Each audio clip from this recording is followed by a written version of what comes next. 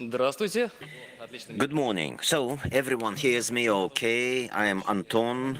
I'm happy to see you all here. It's my first PhD, and I would like to be quite thankful to you. I'm going to be in on the podium telling about hardening Kubernetes. K8 is Kubernetes. So 8 letters between K and S. And about CIS benchmarks, because it's a good standard and it has a lot of non-obvious things. What do security people begin with? We start looking at understandable analogs. For example, if you like cars, so you are talking about cars. If you like skiing, you will say, well, it was as difficult as that kind of route. And same with security. Kubernetes brings in a lot of abstractions. And the more abstractions, the more difficult it is to realize. First, we had servers.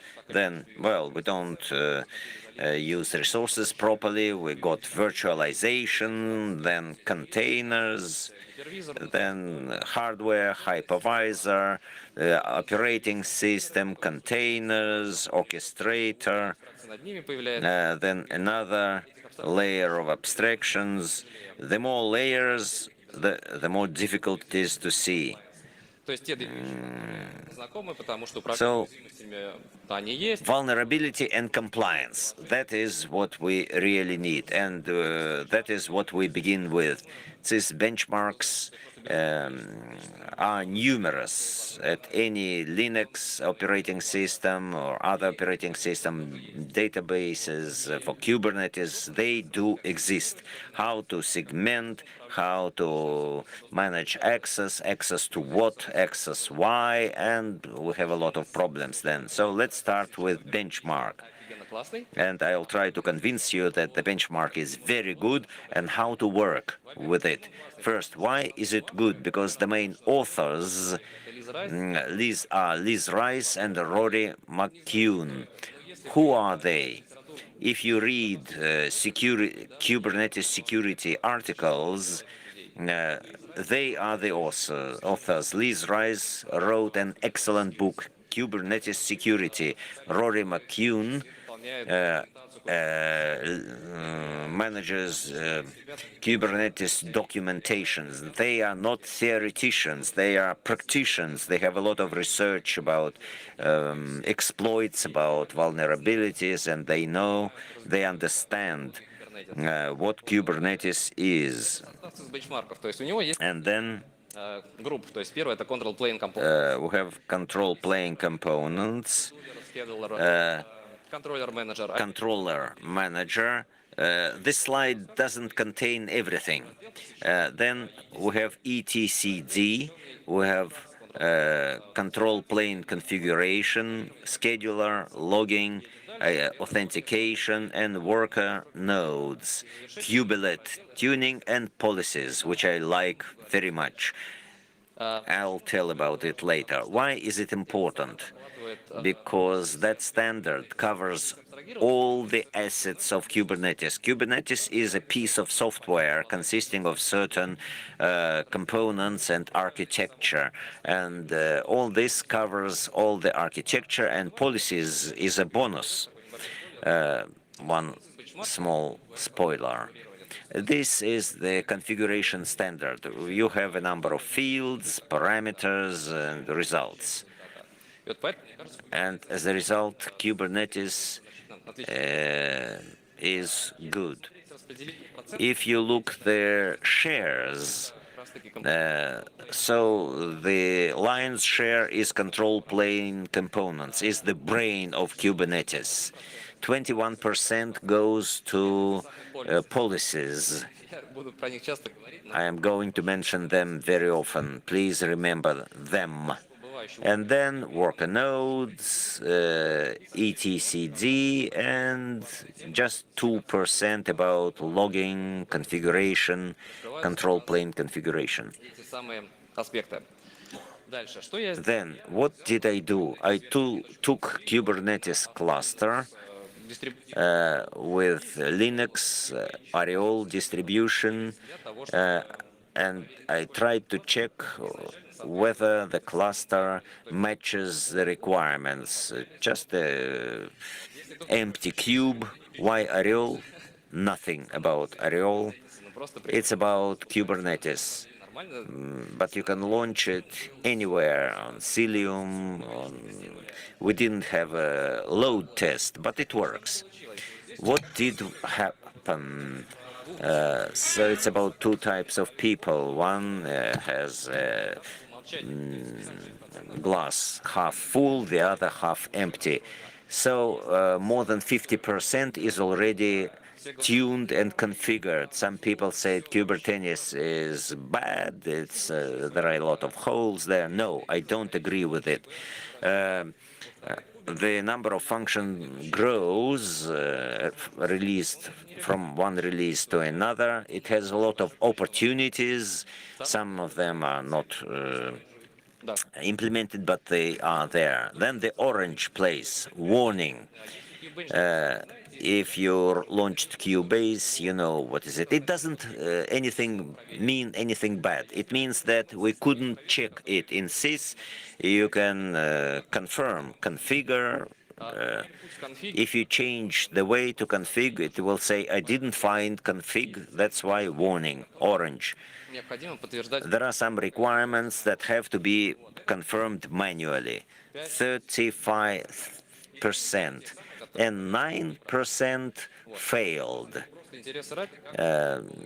Just empty kuber with our checks. How did I divide the checks? The classification, I invented it myself. You can argue or not argue. So first, usual requirement. A security person who didn't hear about Kubernetes understands it because he saw those requirements before. Then non-obvious requirements, the warnings, the requirements that are fulfilled or not fulfilled. Creative, number 3. You have to invent something here. You cannot just turn it on and say it works. An idea is needed. And the final thing is process requirement, non-typical for sys, recommendations how to make this world better. And now I am going to look at these requirements one by one.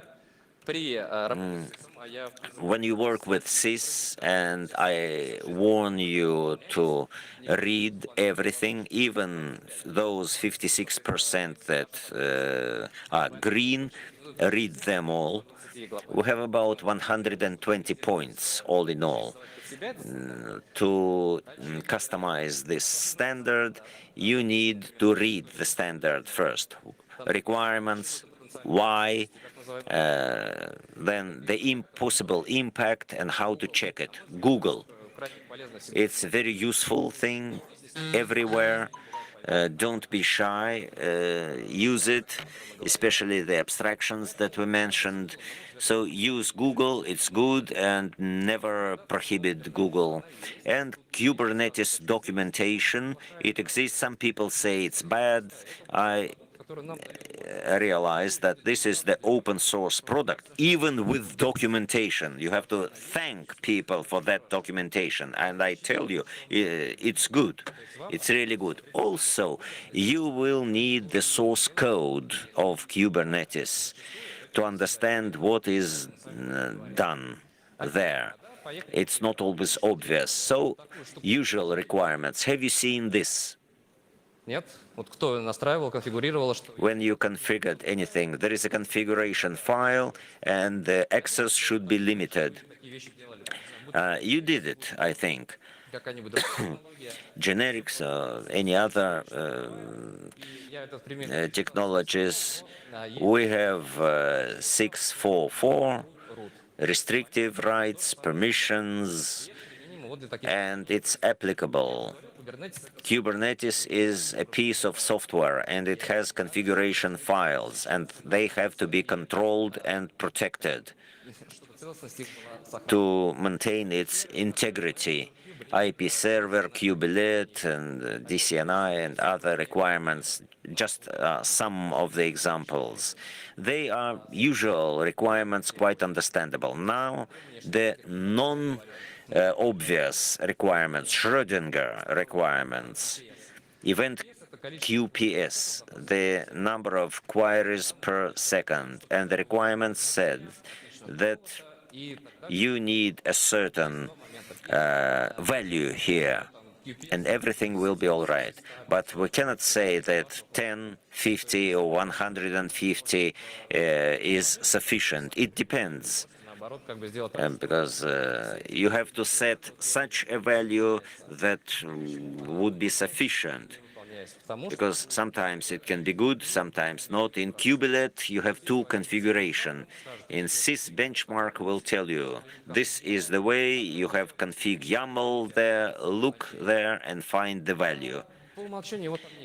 And by default, you don't have this value, or you have it. We have a runtime configuration in kubelet. Kubelet is a piece of software with a certain set of parameters. In the documentation, we have default values. And when you launch kubelet, those values are installed, even if you don't insert them. Of course, you can get the right kubelet configuration when it works and see what is there. Yes, and the configuration values are sometimes very important. They are the values that work. You have the same configuration for PI server, for controller manager, scheduler. I call it German way very often. Sorry. So it depends on whether you like this default value or want to change it. Then the area I like, admission plug-in, which is called security context deny. Oh, even security is here. A good word. QPS event, what about security? Here it's written, security, good. And they say, if you don't use pod security, you can install this plugin. The documentation is needed. Sys benchmarks have such descriptions, but still you understand that this is something about security, but what is it exactly? Post-security policies cannot tell you exactly what it is. Security context DNI must be used. So the documentation says security context deny will deny any pod that attempts to set certain fields. What kind of fields? Certain fields. When I did it for the first time, I had an idea that security context set in the pod at the area of containers, at the level of containers, and they are about pods, and the number of possibilities reduced. I didn't find anything better than this. Just brute force list. That was the correct list, but it took a lot of time. And if we talk about protect kernel default, we have such a flag. It says that some parameters of Linux kernel must have certain values for kubelet to be launched correctly. And the Linux kernel is much larger, and brute force will take much more time. So please don't do this. This is not the best thing. Go to the source code of Kubernetes. You can have a look. It's open source. And you can see what kind of admission plugins you need and see this. It just checks the availability или не. of values, whether they exist or not exist.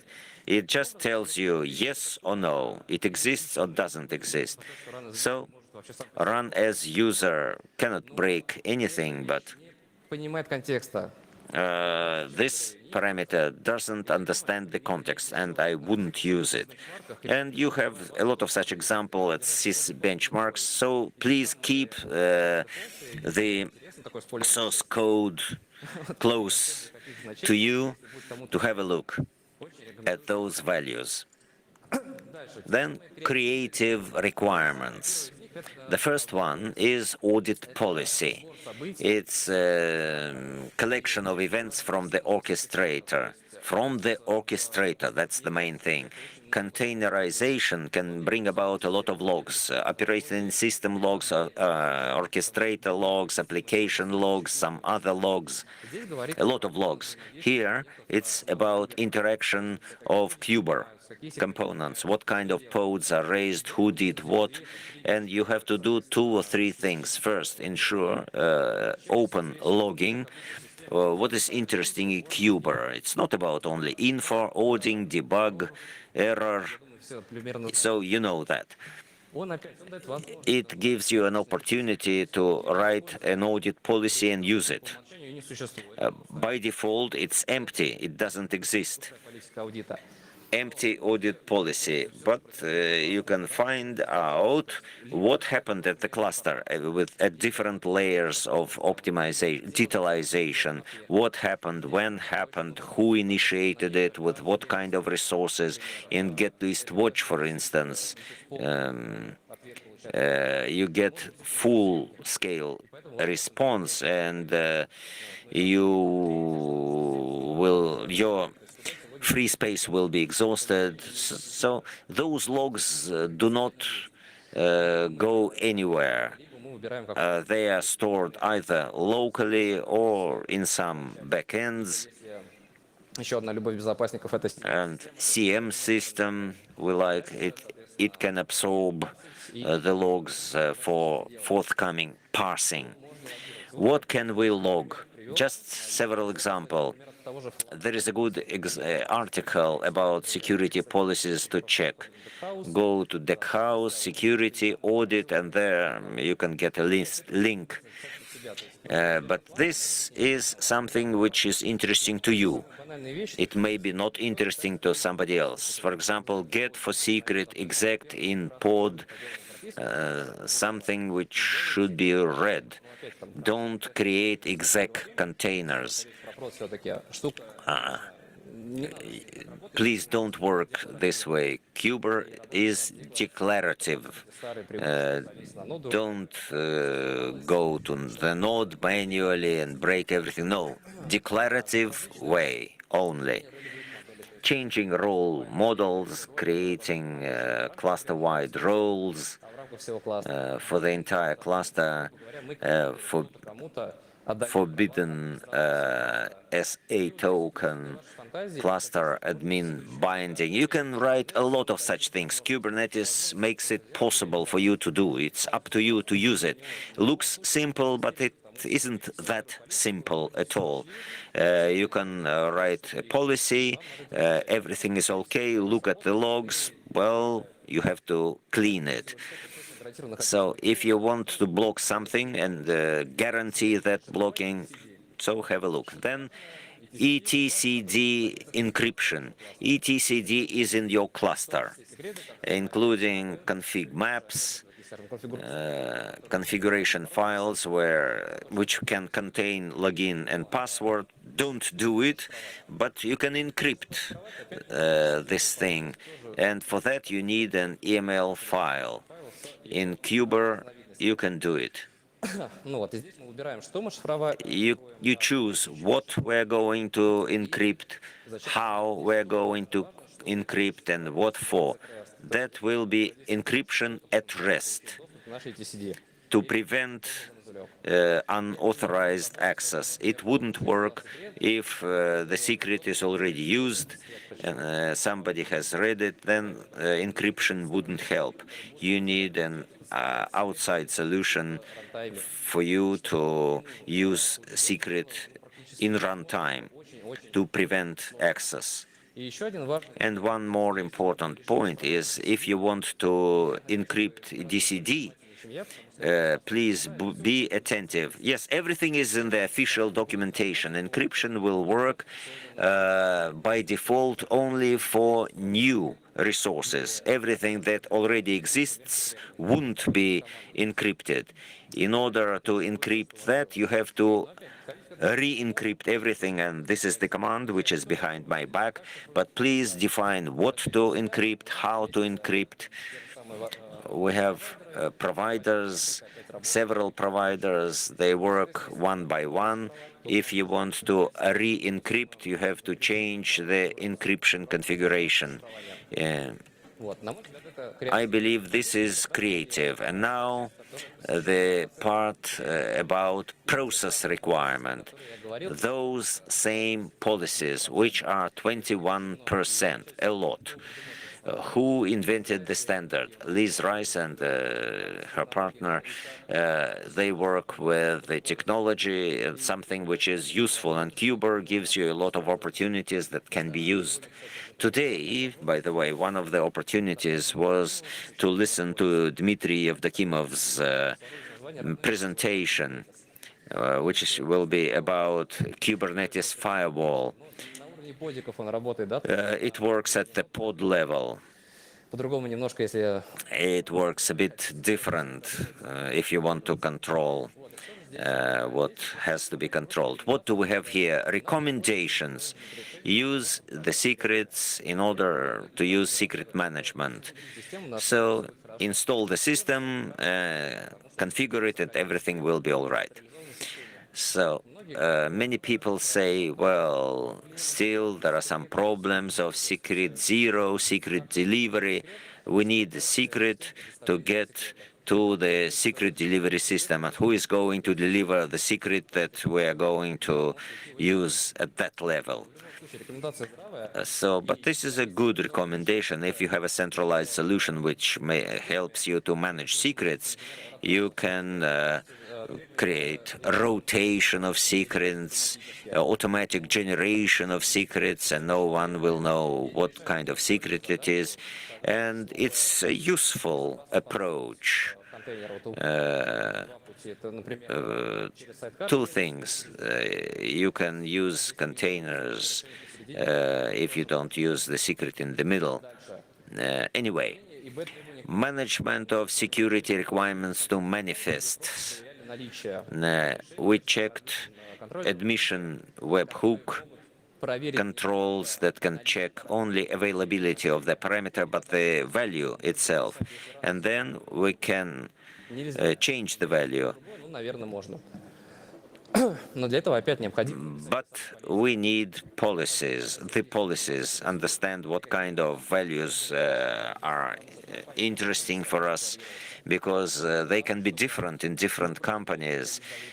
Some people want to get images only from trusted source, and you can write such a policy, and other images wouldn't get in. Any manifesto field can be checked here. I think you heard about OPA policy. Now, network security. Dmitry will have a separate presentation about it. There are different approaches here, and now we have extended Berkeley packet filter, eBPF technology, difficult, complex, interesting technology, and it works. There are several competitors, but, well, you can segment the application, and we cannot have one unique rule that will suit everyone. It's a process thing, which is customizable with analysis of every specific application and what that application needs. SecComp and other Linux security tools. Yes, Kubernetes allows you to do that. We're not talking about complexity of implementation, development, and management, but it can be done, and it is present at CIS, and this standard is really interesting, and I ask you to read it and use it. What kind of conclusions? First, learn Kubernetes. Whether you want it or not, you have to get acquainted with Kubernetes, what it consists of, what kind of elements it has, how those elements work. Don't go to the source code and check absolutely everything, but you have to know the elements of Kubernetes and how they work and what they are used for. For example, to check configuration, the first question is, where is the configuration, where it is located? So please find. And this is necessary, and you will know the technology very well. Now, detailization of your requirements. You have point recommendations and general recommendation, point A, point B.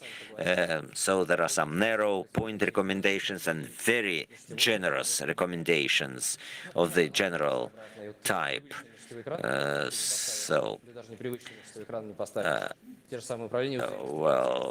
Antivirus protection, whether you need to put it in the node or not, I don't think you need it, but that's my personal opinion. And adaptation, take a standard, make it a checklist, and say, IT person, do it. It doesn't work because some requirements are process-based, and you don't need a checklist that will cover everything. No, you will have to sit down with the IT person and realize what he needs, and then the result would be much, much better. Kuber is a system that can be read again, again, and again, and every time you will learn something new. For example, network policy. In the recent release, you have status, which wasn't available before. CNI must implement it, but it is not implemented yet, so you have to learn. If you work with CIS benchmark, you get acquainted with technology, you get manifesto of secure configuration, how to tune and configure scheduler, how to change configuration, and secondly, you have something for development. Yes, we ensured configuration security. Now we have to secure applications, parmers, CTVI documentation, secrets, vulnerability management, analysis of manifesto, runtime protection, and so on and so forth. And gradually you can have a development roadmap which can be implemented step by step. And you can have a lot of links to relevant resources, how to do it. And to conclude, I would like to thank you. This is the link to our Telegram channel. Please subscribe. If you have any questions, I am ready to answer them.